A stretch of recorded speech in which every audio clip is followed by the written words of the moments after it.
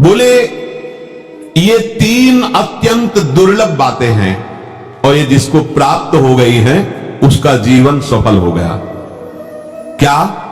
पहले तो मनुष्यत्व, केवल मनुष्य शरीर मिल जाना ही नहीं इसमें है, मनुष्यत्व आ जाए। मनुष्य का आचरण कैसा?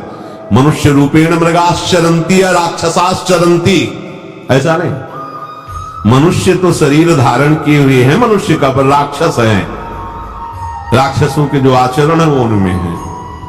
वो मनुष्यत्व भी नहीं धारण किए हुए हैं, जो कैसे कैसे घोर स्वभाव, पशुवत स्वभाव, कहीं भी कोई दैवी आचरण नहीं, कोई भगवद आचरण नहीं।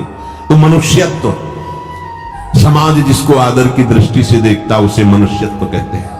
जो मनुष्य का आचरण होना चाहिए, खान पान, उठना बैठना, देखना सुनना, ये मनुष्य आचरण के अंतर्गत हो। साधु की बात नहीं कह रहे, मनुष्यत्व बड़ा दुर्लभ है। नहीं तो मनुष्य रूप में ही देख लो ना कैसे कैसे आचरण कर।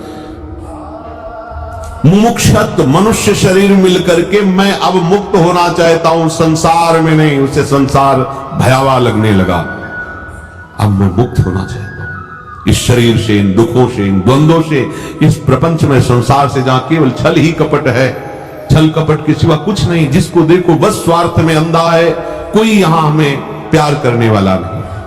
ये ज्ञान होता है, कोई नहीं। यहां सब माया का खेल चल रहा है, अविद्या, ये तो जादू का तमाशा है, स्वार्थ का नाटक चल रहा है, ये तो केवल इंद्रजाल है। अब मैं मुक्त होना चाहता हूं, एकदम व्याकुलता पैदा होती है, उसे मुमुक्षता कहते हैं। मुमुक्षता और फिर इसके बाद किसी महापुरुष का संग, ये तीन दुर्लभ बातें जन्म मिल गया कोई भी, और जिसमें ऐसी ज्ञान प्राप्त करने की सामर्थ्य है कि वो भगवान को प्राप्त कर सकता है, वो समस्त द्वंद्वों से मुक्त हो सकता है। यदि वो ऐसा संग, महापुरुष का संग मिला, मनुष्यत्व मिला, मुमुक्षता भी जागृत करने की, और अगर अपना कल्याण नहीं कर पाया तो आत्महत्या करने वाले की दुर्गति को प्राप्त होता है। भगवान ने तो सब संयोग बना दिया, पर तुम अपने अहंकार के कारण आप इस जीवन में कल्याण के मार्ग पर स्थित नहीं हो पाए।